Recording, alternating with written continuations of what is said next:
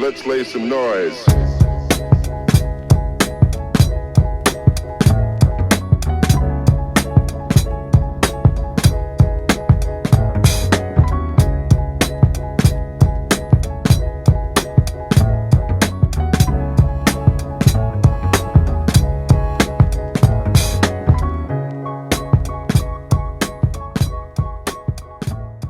Hey everyone, thank you for joining Vic&Amanda Straight No Chaser podcast. We are so thankful you are here with us today. We appreciate you.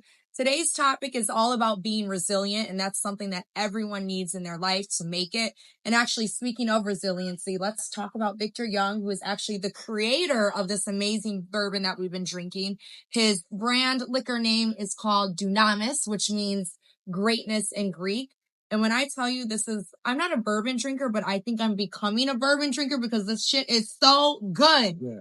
It's really good with the cigar. Yeah. And, he's much more. Victor Young is much more than a person that produces. He produces gin, and vodka, and all of that. Has a whole distillery, and we're going to do a whole podcast on him. But the guy is a modern day Machiavelli. He races cars. That's the most impressive thing to me. He's going to and drives planes. Yeah, and flies helicopters. Yeah. No, I'm not getting a helicopters. helicopter with this guy yet. I'm not convinced that he's gonna fly me. I'm gonna get up there with Victor because I'm not scared enough and I trust the guy. But when I met him and he wanted to take me up in his helicopter, I had Kobe Bryant nightmares. You know what I mean? I was like, I don't know if I want to fly, but he made me feel comfortable. But bottom line is, this is a great bourbon. He's a friend of mine. We're gonna actually do something at his distillery, so you get a chance to meet him. But he was resilient too, and this entire episode today is about resiliency. So, let's kick that off. Yeah. And resiliency is something, if you have goals, aspirations, things you want to accomplish in your life, it's going to require you to be resilient because you're going to be met with obstacles, setbacks, heartbreaks, things that don't necessarily go your way. And it's how you maneuver through those obstacles that really is going to be the separator, whether you make it or not. And if you start to look at people that are successful, the more you look at people who are successful, the more common denominator is going to be, and you're going to find out that those people have things in common. And one of those things is resiliency. One of those things is belief in self. But resiliency is important. What that really means is when something happens to you and it's going to happen to you, how do you react to that happens to you? So there's a saying, it's not what happens to you, but how you react to that. So people who are resilient, it's not just resilient on the basketball court or football court or in life. Everything encompasses resiliency. So if a person loses their job, what do you do after you lose your job? If a person is going through a sickness or illness, what do you do during that illness? When a person's going through a divorce or a bad relationship, what do you do when you have to deal with life problems? People are dealing with real time, what I call mess. I can sit up here and romanticize and philosophize this conversation, but I'm not going to do that because there's people right now who are watching that who, for lack of better words, are going through some shit in their life. And being resilient is one of the most important things that you have to have in order to get to where you want to go, because without question, you're going to have all kinds of things. You can call it drama, you can call it chaos, but how are you going to react to that? Because being resilient is going to get you where you need to go. There's a story I recently heard the other day, and it's really a good story. A boat does not sink because of the water around it. A boat sinks because of the water that it takes on. So that is just a very, very important thing to remember about life. It's not necessarily what goes around you. It's what you let into your being, into your mind, into your soul that will cause you to sink. And you don't want to sink in life. Yeah. And there was a great story. He actually shared it with me, and I was so impressed by this girl. Her name is Lulu Gribben. Maybe you've heard of her. She was bit by a shark, her arm, her leg. She has only one leg right now. A 15-year-old, happened in Alabama. And I was just so impressed because let's say you get bitten by a shark. Most people, life over. Right. Pity party. They're in their sorrows. They're looking like, why me? And they're playing a victim. This girl, her mentality was, I'm just so happy to be here. I'm grateful I have another day. And she was blessed. She was happy. She was living in gratitude. And it was all just about her mindset. And she could have went two routes. She could have let that situation dictate where she was going and let it determine her entire life. But she decided, hey, I'm going to make it despite this awful tragedy that happened to me. And I was so impressed by that. Well, imagine that. We wake up, some people wake up every day and they're complaining. And, one of the things that helped me a lot in my life was to look at situations with other people, and then see how blessed I really am. Now, here's a young girl, beautiful young girl, look her up. And this young girl lost her arm and part of her leg. And now she started a foundation. They've got a new law. It's named after her to really warn people. So in other words, if you're out on a beach and there's a shark bite, an alert will go out all over that state, letting you know that there are sharks biting in the water. This is a new concept. So within her tragedy, she found a way to use that to help she people. turned that negative into a positive, not just for herself, but to help other people, which is so important. So the message is what we're trying to convey is right now, if you're looking right now and you say, hey, I'm going through some unspeakable stuff, you have to survive that and thrive through that. Too many people, run around and say, oh, I survived something. Well, that's good to survive something, but you want to thrive through it. You need to be resilient. I've had to be resilient all my life. When you fall down, if you fall down and you fall down on your back, if you can look up, you can get up. That's just the truth. Yeah. And so, you want to be resilient through what you're going through, not just sit here and say, why it's me? What did happen, could have happened, should have happened, did happen. Yeah. So you want to survive it, thrive through it, and learn from it, and then hopefully be able to share that with other people. Because every time I see somebody that does something absolutely what we call postal, it's probably somebody that became so frustrated, so upset, and they just snapped. Yeah. Because they did not know how to survive and thrive through a certain situation. Yeah. And in 2025, if you don't know how to be resilient, you're going to get hit. Yeah. You have people right now. There was a book, Who Moved My Cheese? Oh, yeah. And here we got a situation where we have all this political stuff about all these tariffs and things, and they're moving the pieces on the chessboard now, and people are going crazy because they have to pay a little bit more, a little bit of uncertainty. Welcome to the game. Yeah. Welcome to the game. Nobody said things would be perfect. Oh, or why? Easy. Or easy. Yeah. Oh, why are they changing the game up? What? Because the game is to be changed. You either change with the game or you get eliminated. And you adjust and pivot. Sometimes you gotta adjust and pivot and change the direction that you're going, but you can't just succumb to it and fall apart because things are being thrown at you. And that's not to minimize anything that anyone's going Absolutely through. Not. Because people are going through real life things and we're not saying that, but you cannot let that break your spirit. You cannot let that situation allowed to break you down so much that you don't begin to move forward and pick up the pieces and put them back together. And I just want to say something, I'm going to say it because I keep things 100. One of the things that I've heard a lot of people, it's all over the news now. Everyone, not everyone, but most people, a lot of people are talking about tariffs and how much money it's going to cost to ship things from here to overseas. Let me explain something that no one really wants to talk about. Why do we ship things to China? Why do we ship work to India? Why do we ship work to the Philippines? You know why? Because we're paying pennies on the dollar.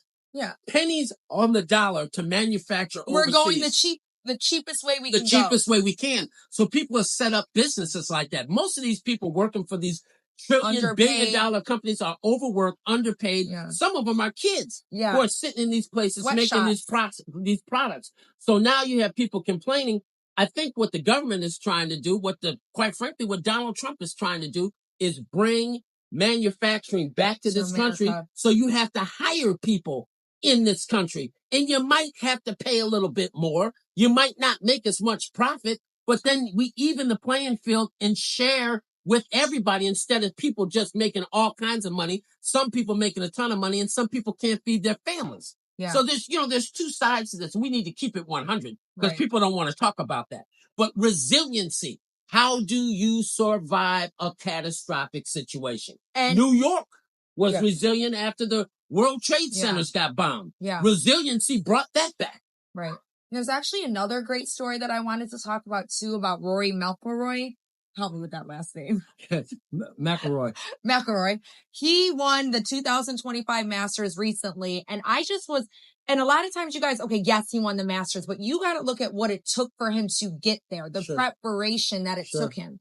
11 years and 7 master starts in order for him to win this. And it was crazy. He actually was saying in the interview, he was so happy he won, but he was more so relieved because the amount of pressure, not only that he felt from himself, obviously he had, this immense amount of pressure that he was applying to himself, but the pressure that he felt, just all of those eyes being on you. I mean, there's not only millions of people watching you on the golf course, but there's people watching you on TV, and he missed it by inches. He was so close every year. But the point of this story is he could have easily said, you know what, maybe this isn't for me. He could have let his pride get in the way and say, hey, I'm embarrassed. I don't want to do this again. But he kept showing up despite losing each year after year. I don't know if the Masters is a yearly thing. No, it's a yearly thing. And the bottom line is you're either first or you're last. You're either first or you're last. You're either winning or you're losing. It's a bottom line. And so, let me give you an example. See, it's one thing for me to stand here or anybody to talk about resiliency and give you a good quote and leave it alone. I believe in visuals. Visuals help. So let me give you an example. Can I have Frank? Oh, yeah. And I'm a huge Frank Sinatra guy. I told you that. So here's Frank Sinatra. This is my guy. Now, I love his music. I'm not a fan. A fan stands for fanatic. So I'm talking to anybody. If you're a fan of anything, be a fan of your family, a fan of yourself, a fanatic about you, but not a fanatic of other people.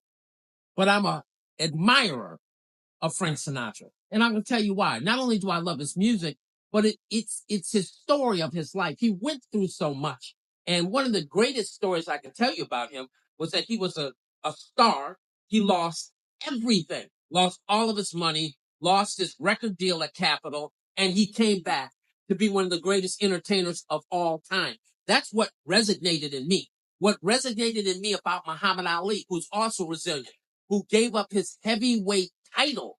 He gave up his title because he did not want to go into the military to Vietnam, because he said, hey, I'm not going to go and shoot and kill people who aren't calling me nigga and not calling me names and not depriving me of my rights to be a human being in Vietnam. He said, I've got problems right here in the United States. I'm not going over there to fight, and it's against my religion. And then the Supreme Court ruled that he was in his rights to do that.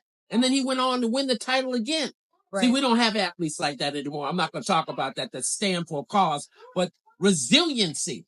He was resilient. Resiliency also takes time. You can't just be resilient overnight. Here's another example. Can I have the plant? Here, take a look at this. Yeah. Now do this right. You better do our introduction. Well, what is this tree called? This is the Amanda and Victor tree. No, the Vic and Amanda tree. Okay, the Vic and Amanda tree.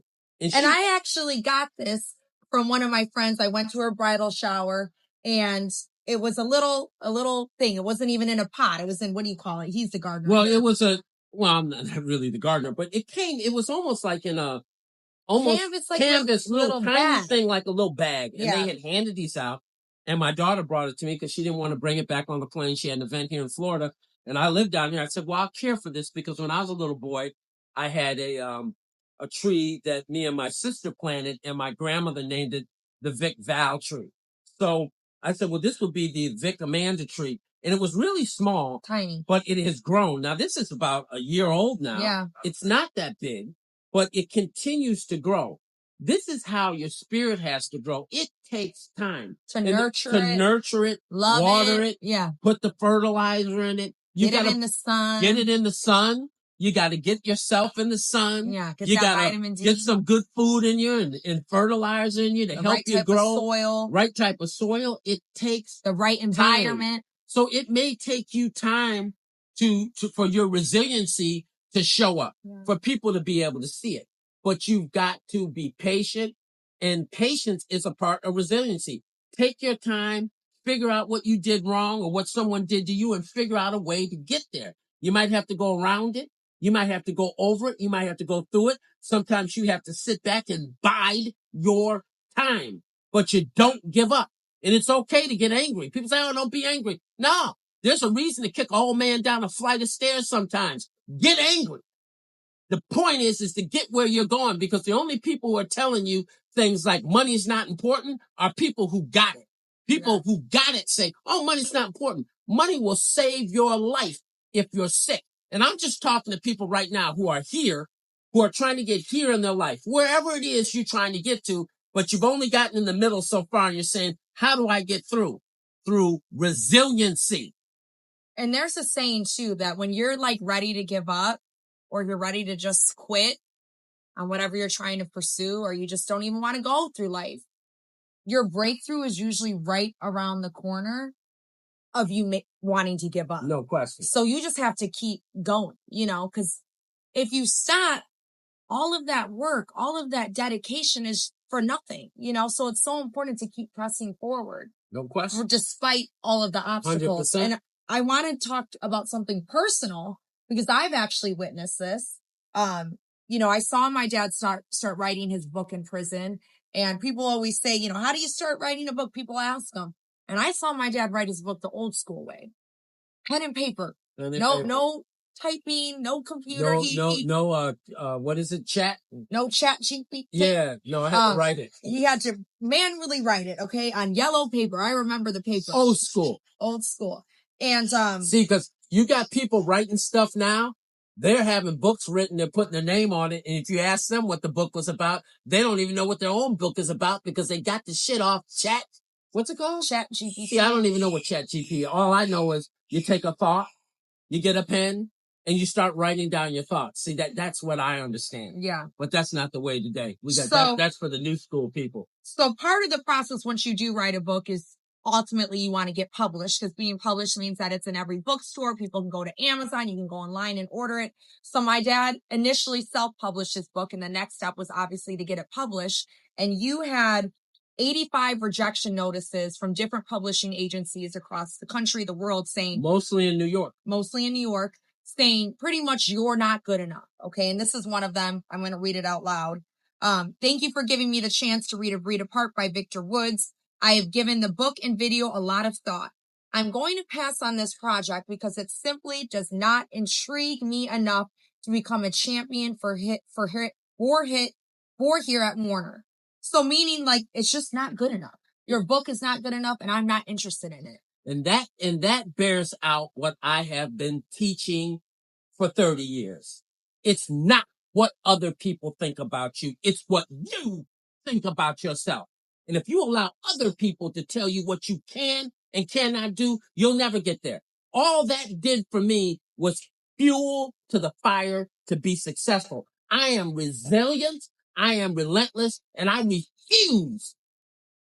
refuse to stop for anybody. So when that lady said that to me, it was, did I like it? My daughter said, do you remember you said to me once, she said, why are you saving all these rejection notices? And I said, because one day I'm going to share these rejection notices with people. And I have been doing that. So in your life, because that's so typical. It's not untypical for someone to say, you don't have it. You're not good enough. No, that's typical. And if you stop every time somebody tells you what you can and cannot do, you're never going to get there. Exactly. And you could have easily stopped. You could have quit. But ultimately what ended up happening, and this is what happens when you don't quit. Okay. So apply this story into your life because you have to believe it. You have to see it before everybody else is going to see it. You may have a dream of something like this or something different. You have to see it before everyone else sees it because people may stomp on your dreams. They may reject it. They may say it's stupid because they don't believe in themselves. Okay. What he ended up doing then was now getting published by the #1 publishing agency in the world, Simon & Schuster. So it just shows you what happens when you just keep going and you keep pouring belief in yourself and you just don't quit. No question about that. And and it's not, look, I'm keeping it 100. I really want people to understand there were friends that told me I wasn't going to make it. Yeah. There were people in my own family that told me I wasn't going to make it. What I've learned from my speaking around this country and abroad is that there are so many people that come up to me and tell me that their mother, their father, their sister, their brother, their aunt, their uncle, their friends were the first people to tell them that they could not do it. Yeah. And one of the things I've told kids when I've spoken at schools, when someone tells you, well, you can't be a singer, or you can't be a doctor, you can't be a lawyer, you can't be a fireman, you can't be a politician, whatever it may be, look that person directly in their face and say, well, have you done it? Right. Because the people telling you you can't do it, they've never done it themselves. You'd be hard pressed to find somebody. I don't care if it's any president, former president, or a billionaire or a millionaire. Ask that person if you can do it. Those people are going to give you what I call the greatest gift in the world, the gift of encouragement. It doesn't cost a thing to say to somebody, I believe in you. And they're going to say, yeah, I believe you can do it. Just keep working. Just try. Yeah. People are going to encourage you. But the people who sit there and say, you can't do it, yeah, they haven't done anything in their life. See, those are the people, you call them haters if you want to, but those are people who haven't, for lack of a better word, they haven't done shit in their life. So they can't see themselves doing anything, so they can't see you doing anything. Yeah. I weeded out and closed my ears to those negativity and those negative thoughts. And another thing, people used to ask me all the time, what's your plan B? I never had a plan B. Because if you have a plan B, usually your plan A is going to become your plan B because you're not willing to work hard enough to make the plan A work.